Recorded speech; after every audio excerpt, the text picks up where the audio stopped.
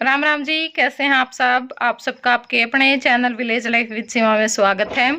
और आज दिन है शनिवार और इस टाइम पे शाम के 5:30 हो चुके हैं जिस टाइम से मैंने अपना व्लॉग स्टार्ट किया है।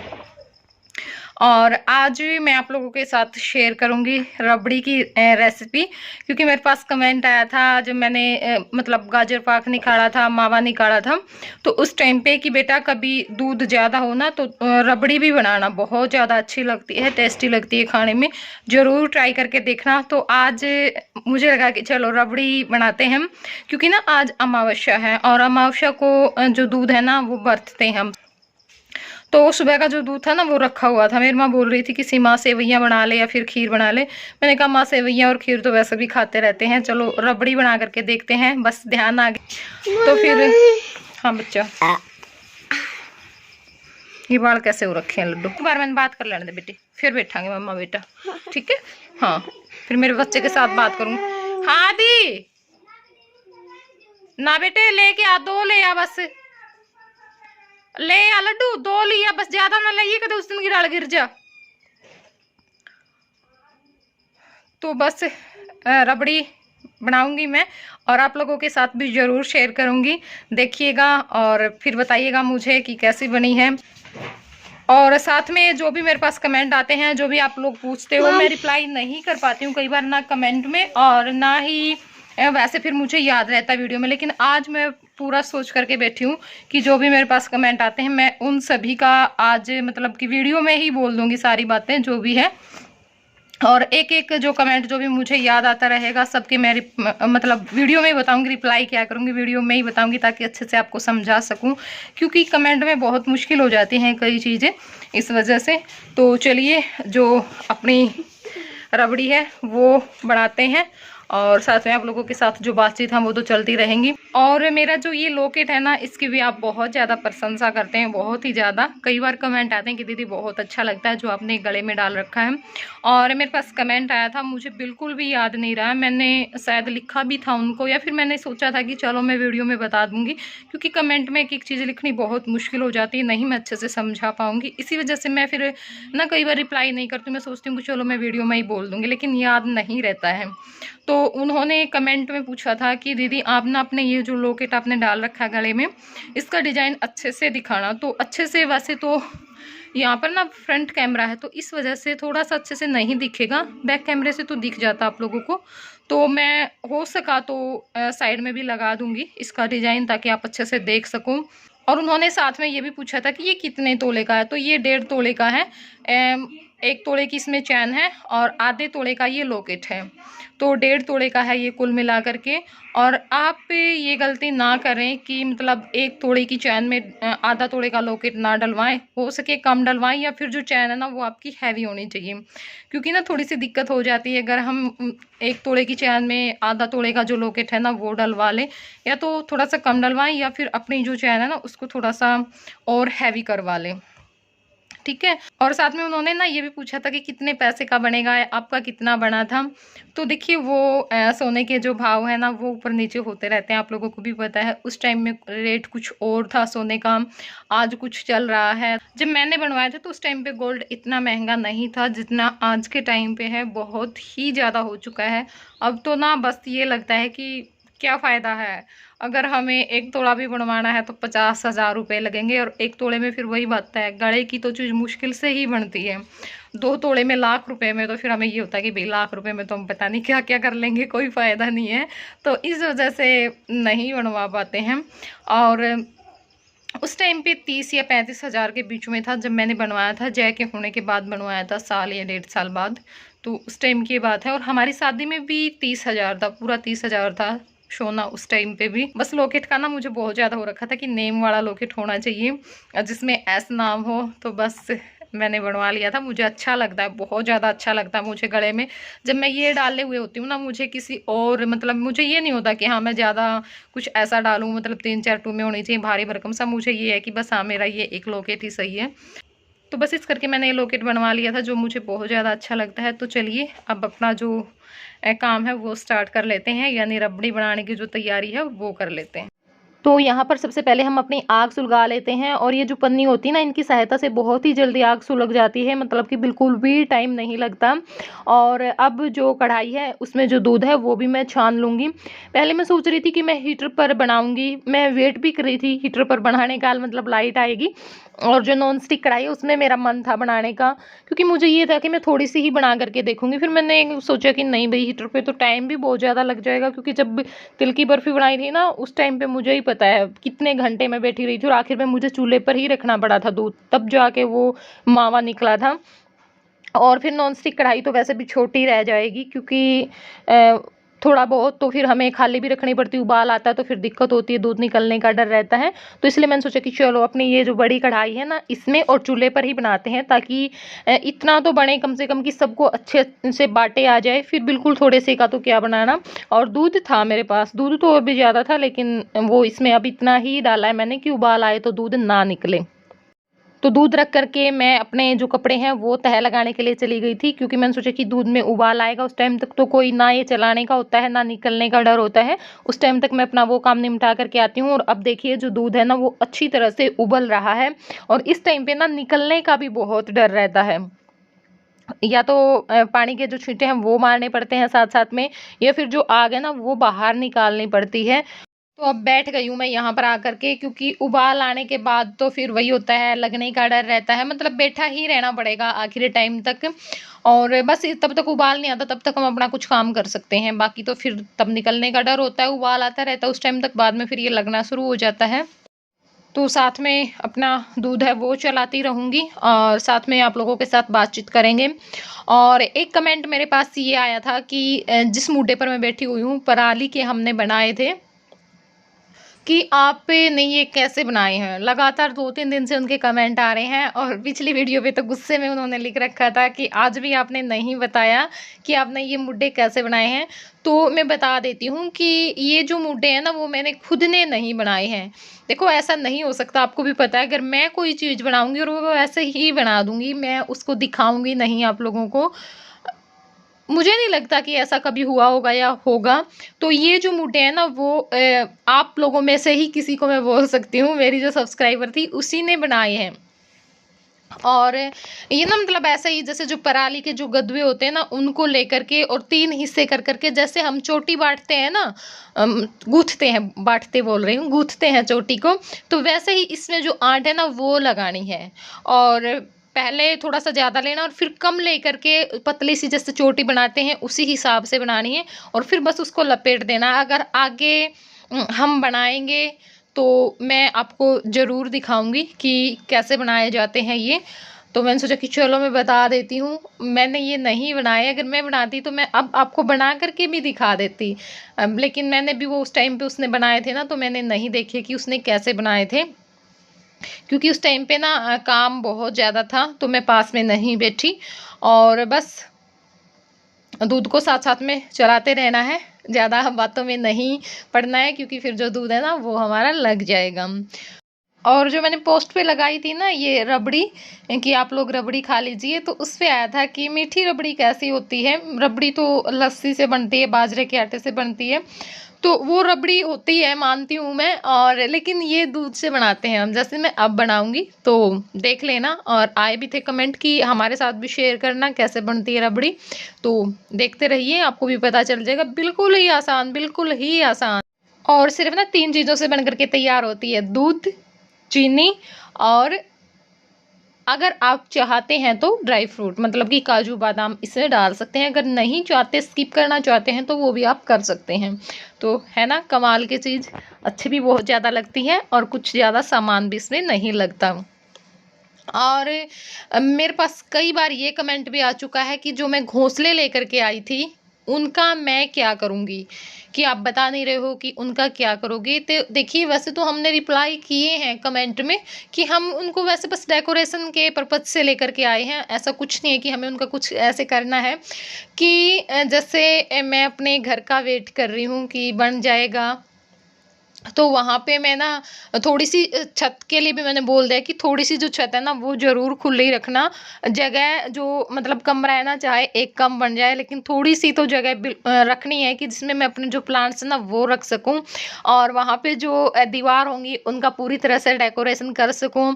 एक जो नेचुरल लुक होता है ना वो मैं वहाँ पे दे सकूं। मतलब कि कुछ बर्ड्स वगैरह हों, आर्टिफिशियली होंगे खैर, हम रियल तो कहाँ से लेकर के आएंगे। और जो जैसे घोंसले हैं और प्लांट्स रखूंगी मैं अपने, और भी बहुत सारी चीज़ें जैसे जो बड़ी बड़ी मूर्तियाँ आती हैं ना, जैसे राजस्थानी सा जो लुक होता है उनका पग बांधे हुए और जो लहंगा चोली में इस तरह से, वो भी बहुत ज़्यादा अच्छे लगते हैं मुझे, बहुत ही ज़्यादा। और मैं बोल करके भी आई थी दुकान वाले से, टोहाना गई थी कि भैया वो लेकर के आना। वो बोल रहे थे कि नहीं लेता है कोई, ज़्यादा महंगी होती हैं तो इस करके हम नहीं लेकर के आते हैं। तो मैंने कहा नहीं, लेकर के आना अब की बार जब भी आप जाओ। छोटे छोटे तो सेट उनके पास बहुत थे लेकिन मैं थोड़ा सा बड़ा चाहती हूँ। या फिर कभी जाएंगे गुड़गांव की तरफ तो रास्ते में मिलती हैं ये बहुत सारी चीज़ें। गुड़गांव में भी मार्केट है, वहाँ पे भी मिलती है, तो वहाँ से देखेंगे। और अब यहाँ पर आप लोग देख सकते हैं कि जो दूध है ना वो हमारा कितना कम हो गया है। और देखिए गाढ़ा भी हो गया है, यानी गाढ़ा होना शुरू हो गया है। और अब हम इसके अंदर डाल देते हैं जो चीनी है वो। बस मैंने अंदाजे से ही डाली थी और बिल्कुल नाप सही था, मतलब ना कम थी मीठी और ना ज़्यादा थी। तो बस थोड़ी देर इसको और चलाएंगे। और आराध्या को लगा दिया था मैंने जो काजू है बादाम है वो कूटने के लिए। सारे काजू खा गई इसमें तो खा गया नहीं। क्यों बेटा? काजू अच्छा लगा बेटा, अच्छा तो पता नहीं क्या लग रहा है। मैं देखूं इसमें काजू थे भी कितने गए? सारे नहीं, 3 थे। 3 को नहीं थे, कम से कम 7-8 काजू घेरे थे मैंने, इसमें एक भी नहीं पाया। नाम करना इतना टुकड़ा तो छोड़ देंगे। 3 का बहर थे। मुझे उस दिन मैंने थाली में देखा, गूंद खाकर सुखा रखे थे। हैं कितने काजू थे, कड़ा गए। ऐसे मत किया कर अभी बेटा, छिट्टे लगा लड्डू भी स्ट्राइक पहले जो उठा रहा है। हम मम्मी को ठीक है लड्डू देने देंगे बेटा, नुनो ले छिट्टे लगा मांग। और देखिए हमारी जो रबड़ी है वो बन करके तैयार हो चुकी है, उतार लिया है चूल्हे से। और जो बादाम कूट के रखे हुए थे वो भी मैंने इसके अंदर मिला दिए हैं। और काजू कहाँ गए वो आपको पता चले चुका है। और अब इस जो कटोरे में मैं इनको निकाल लूँगी और ठंडा होने के लिए फ्रिज में रख दूँगी। ठंडी हो जाएगी उसके बाद फिर हम इसको खाएँगे। और आप लोग भी आ जाना जिसको रबड़ी खाने का मन हो। और अब यहाँ पे आग जल ही रही थी तो मैंने जो दूध है ना वो रख दिया है गर्म होने के लिए, तो दूध गर्म हो जाएगा। और मेरे पास ये भी कमेंट आते हैं कि आपके जो चैनल के सब्सक्राइबर हैं वो कितने हो गए हैं। तो इस चैनल के सब्सक्राइबर मुझे अब सही तो याद नहीं, लेकिन मैं स्क्रीन पे लगा दूंगी, हो सका तो लगा दूंगी, हो सका क्या है। और रंगीला हरियाणा के भी, विलेज लाइफ के भी, दोनों के मैं लगा दूंगी। तो दूध गर्म हो चुका है, वो उतार दिए हैं। और अब लग गई हूँ मैं चटनी बनाऊंगी प्याज टमाटर की, क्योंकि आज इनका मन है। वैसे कभी नहीं खाते, अगर हम कभी छोंकते हैं प्याज टमाटर तो इनकी कूटनी पड़ती है कुंडी में, मतलब छोंकी हुई ये नहीं खाते। लेकिन आज इन्होंने बोला कि नहीं मैं खाऊंगा, प्याज टमाटर की चटनी बनानी है, तो बस वही मैंने बना दी है। तो बस, और अब जो आटा है वो लगा रही हूँ। तो आटा लगाने के बाद जो रोटियां हैं वो भी सेक लेंगे। और जो ये चटनी है वो मेरे काका नहीं खाएंगे, तो उनके लिए मेथी और जो हरी मिर्च है वो कूट रही है मेरी माँ। राम राम जी, कैसे हो आप सब? और इस समय बज चुके हैं रात के 9, तो सोचा आपसे मुलाकात की जाए, कई दिन हो गए थे। बताना ज़रूर कैसे हो आप। और प्रधान जी ने आपके सभी सवालों के जवाब दे दिए हैं।